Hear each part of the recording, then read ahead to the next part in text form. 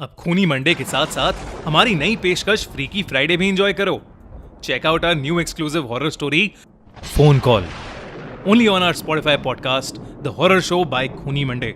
Link in description. School trip.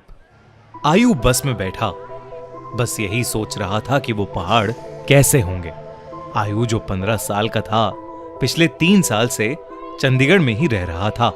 फिर भी वो कभी हिमाचल की हसीन वादियों में नहीं गया था। पर उसका यह सपना इस स्कूल ट्रिप में पूरा होने वाला था। ढेर सारे लंच बॉक्सेस से खाना खाते हुए और अंताक्षरी खेलते हुए पूरा दिन बीत गया था।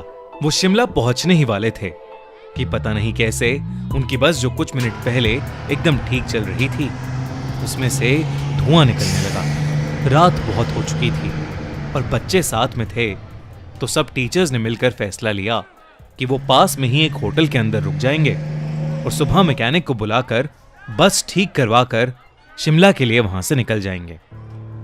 वो लोग पास के एक होटल तक पहुंचे। वो होटल दोनों तरफ से बड़े बड़े पेड़ और पहाड़ों से घिरा हुआ था। सब टीचर्स ने बच्चों को होटल में अलग अलग कमरों में बांट दिया और डिनर के बाद सब सोने चले गए। आयु को अपने 2 दोस्तों अमन और रोहन के साथ कमरा मिला था और वो बहुत खुश था क्योंकि वो दोनों उसके काफी अच्छे फ्रेंड्स थे। आयु, अमन और रोहन जब कमरे में गए तो कमरे की खिड़की से उन्हें जंगल के बीचों बीच एक झील दिखाई दी। उन सभी को याद था कि कैसे पिछली स्कूल ट्रिप पर रात में 2 बच्चे ऐसे ही झील पर निकले थे और वो स्कूल के सबसे पॉपुलर बच्चे बन गए। तो उन तीनों ने भी प्लान बनाया कि इस बार वो भी कुछ कारनामा करेंगे। उन्होंने सोचा कि वो होटल से छुपके से निकल जाएंगे और उस झील पर जाकर फोटो खींचकर वापस आ जाएंगे। जैसे ही होटल का गार्ड सो गया, वो तीनों निकल गए। झील दिखने में तो होटल से ज्यादा दूर नहीं लग रही थी, पर वो तीनों करीब आधा 1 घंटा झील की तरफ चले जा रहे थे और जंगल का रास्ता था कि खत्म ही नहीं हो रहा था। ठंड बहुत ज्यादा बढ़ चुकी थी और उस सुनसान जंगल में उन तीनों की ठंड के मारे हालत खराब हो रही थी। उन्होंने अपना फोन चेक किया तो उसमें सिग्नल नहीं था। तब उन्हें लगा कि उन्हें झील का प्लान कैंसिल करके वापस होटल चले जाना चाहिए। अपने फोन की फ्लैशलाइट के सहारे वो वापस होटल का रास्ता ढूंढने लगे। रास्ता ढूंढते ढूंढते अमन और आयु, जो रोहन के थोड़ा आगे चल रहे थे, जब पीछे मुड़े तो उन्होंने देखा कि रोहन वहां था ही नहीं।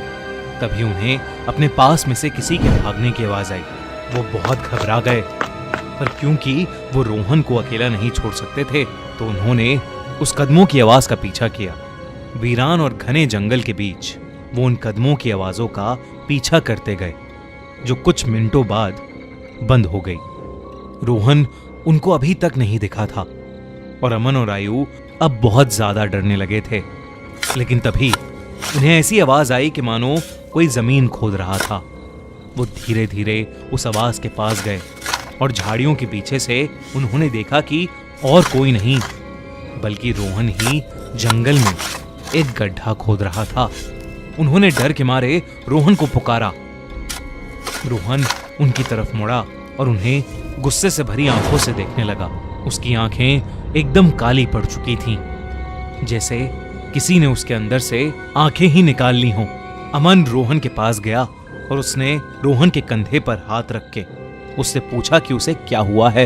लेकिन रोहन के कंधे पर हाथ रखते ही रोहन अमन के ऊपर चिल्ला उठा और रोहन ने उसे एक बहुत तेज धक्का दिया। अमन काफी दूर जाकर गिरा। रोहन के अंदर कोई अजीब सी शक्ति आ चुकी थी। आयु भागा भागा अमन के पास गया। रोहन अब आयु की तरफ आगे बढ़ने लगा, पर जैसे ही वो आयु के पास आया, रोहन को अजीब से दौरे पड़ने लगे और वो बेहोश हो गया। आयु उसको होश में लाने की कोशिश करने लगा और जैसे ही रोहन होश में आया, उसने अमन की तरफ देखा और जोर जोर से चिल्लाते हुए कहने लगा, वो अमन के अंदर है। तभी आयु ने देखा तो अमन सर झुकाए नीचे बैठा था। उसने अचानक से अपना सर उठाया और उसकी आंखें भी बिल्कुल काली पड़ी थीं। इससे पहले आयु और रोहन कुछ कर पाते, अमन जो कुछ देर पहले तक चोटिल था, वो उठकर जंगल के अंदर भागने लगा। रोहन और आयु ने उसका पीछा किया और फोन की फ्लैशलाइट में देखा कि अमन एक खंडर की तरफ भाग रहा था। करीब जाकर उन्हें दिखा कि वो खंडर दरअसल में एक बहुत पुराना घर था, जिसे देखकर ऐसा लग रहा था कि वहां सालों से किसी इंसान ने कदम भी नहीं रखा था। दोनों बहुत ही डरे हुए थे और उनकी आगे जाने की हिम्मत नहीं हो रही थी। पर अमन को बचाने के लिए आयु और रोहन उस खंडर में घुस गए।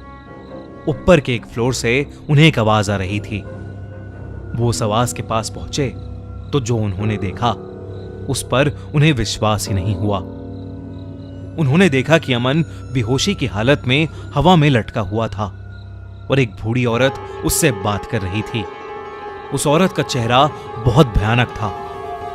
उसकी आंखें एकदम काली थीं, खाल लटकी हुई और बिखरे हुए सफेद बाल उसे और डरावना बना रहे थे। वो दोनों उस औरत को देखते ही वहां से बाहर भागे। वो औरत भी उनके पीछे पीछे आने लगी। आयु और रोहन जल्दी से सीढ़ियों से नीचे उतरे और उस खंडर के घर के दरवाजे तक पहुंचे। उन्होंने जब मुड़कर एक बार पीछे देखा तो वो बूढ़ी औरत किसी कीड़े की तरह रेंगती हुई सीढ़ियों से उतर रही थी और उनके पास ही आ रही थी। वो किसी तरह वहां से निकलकर जंगल की ओर भागे और भागते चले गए। भागते भागते उन्हें पता नहीं चला कि कब वो उस झील के पास आ गए थे, जिस झील की तलाश में वो होटल के बाहर निकले थे। रोहन और आयु दोनों भागते भागते उस झील के अंदर गिर पड़े और डूबने लगे। उन्हें ऐसा लग रहा था कि जैसे कोई उन्हें अंदर खींच रहा हो। आयु किसी तरह झील से बाहर आ गया, पर उसकी आंखों के सामने रोहन झील में डूब गया और वो कुछ भी नहीं कर सका। आयु ये सब देखकर इतना घबरा गया कि उसे चक्कर आने लगे और वो वहीं बेहोश होकर गिर पड़ा। आयु की जब सुबह आंख खुली तो वो उसी होटल के कमरे में था। वो भागकर बाहर गया तो बाहर पुलिस की बहुत सी टीम्स थीं और जमीन पर सफेद चद्दर में लिपटी हुई रोहन और अमन की लाश पड़ी थी। पुलिस ने तो इसे मर्डर घोषित कर दिया था, पर आसपास के रहने वालों ने बताया कि कई साल पहले उस जंगल में एक बूढ़ी औरत रहती थी। वहां उसका एक घर था। सभी से अलग वो औरत चैन से रहती थी। पर एक रोज उसके घर को कब्जाने के लिए पास के गांव के कुछ लोगों ने उसके साथ बदसलूकी की और उसे मारकर उस झील में फेंक दिया। तब से कोई भी इंसान रात में जंगल की ओर या उस झील के पास नहीं जाता।